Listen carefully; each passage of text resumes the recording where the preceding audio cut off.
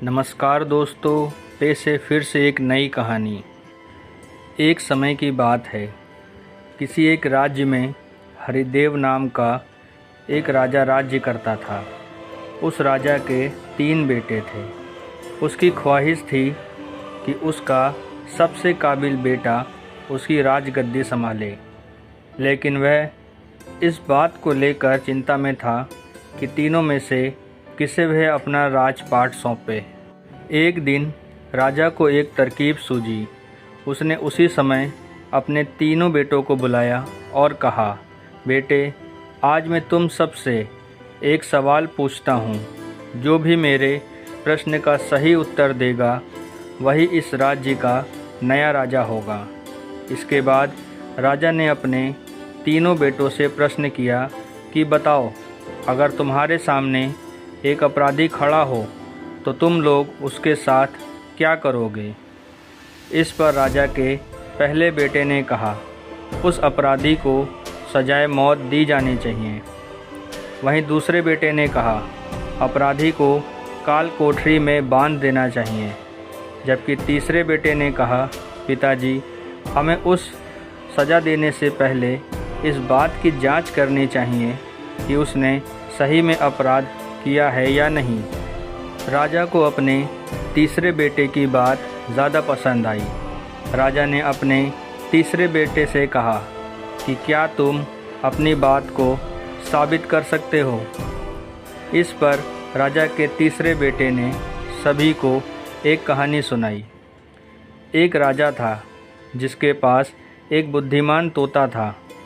एक बार उस तोता ने महाराज से कहा, मुझे अपने माता पिता के पास जाना है। राजा ने उसकी बात नहीं मानी, लेकिन तोते ने हार नहीं मानी। वह लगातार महाराज से ज़िद करने लगा कि मुझे माता पिता के पास जाने दें। अंत में राजा ने तोते की बात मान ली और कहा, ठीक है, तुम अपने माता पिता से मिलकर आओ, लेकिन वहाँ ज़्यादा दिन नहीं रुकना। राजा ने तोते को केवल 5 दिन की अनुमति दी और कहा, तुम 5 दिन में अपनी परिवार वालों से मिलकर लौट आना। इसके बाद तोता 5 दिन के लिए अपने माता पिता के पास चला गया। छठे दिन जब वह राजा के पास लौट रहा था तो उसने सोचा कि क्यों न वह महाराज के लिए कुछ उपहार ले लिया जाए। फिर वह पर्वत की ओर निकल पड़ा। दरअसल वह महाराज के लिए अमृत फल लेना चाहता था। वहाँ पहुँचते पहुँचते रात हो गई। तोते ने पर्वत पर पहुँचकर फल तो ले लिया, लेकिन रात हो जाने के कारण वह आगे नहीं बढ़ा और वहीं रुक गया। उस रात जब तोता सो रहा था, तभी एक सांप वहाँ आया और उसने राजा के लिए गए अमृत फल को खाने लगा। सांप ने फल को खाया, इस कारण उस फल में जहर फैल गया था। हालांकि तोते को इस बात की भनक तक नहीं थी। अगली सुबह जब वह जागा तो फल लेकर महल की ओर चल पड़ा। जब वह महल पहुंचा तो खुशी खुशी सीधे राजा के पास गया और कहा, महाराज, मैं आपके लिए यह अमृत फल लेकर आया हूँ। आप इसे खाएंगे तो सदा के लिए अमर हो जाएंगे। यह सुनकर राजा काफ़ी प्रसन्न हुए। उन्होंने तुरंत उस अमृत फल को खाने के लिए मांगा। इस पर एक मंत्री ने कहा, ज़रा रुकिए महाराज, आप इस फल को बिना जांच किए कैसे खा सकते हैं। एक बार यह तो देख लीजिए कि तोते द्वारा लाया गया यह अमृत फल सही है या नहीं। राजा उस मंत्री की बात से सहमत हुआ और कहा कि तुम इस फल को एक कुत्ते को खिलाया जाए। राजा का आदेश पाकर सैनिक ने फल का एक टुकड़ा कुत्ते को खिलाया। फल खाते ही कुत्ते की मौत हो गई। यह देखकर राजा गुस्से से आग बबूला हो गया।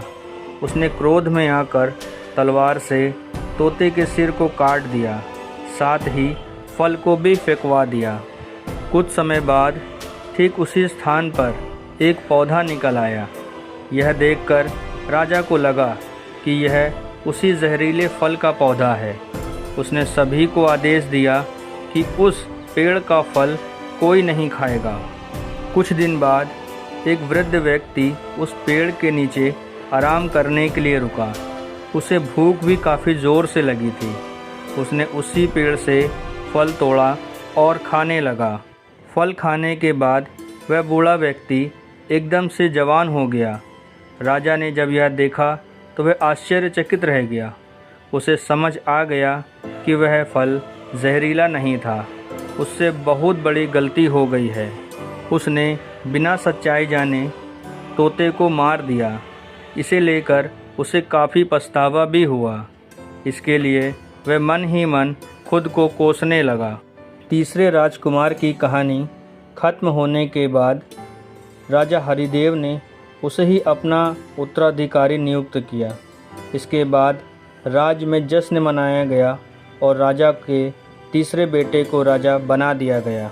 सीख: इस कहानी से हमें यह सीख मिलती है कि हमें कभी भी बिना जांच किए किसी को सज़ा नहीं देनी चाहिए।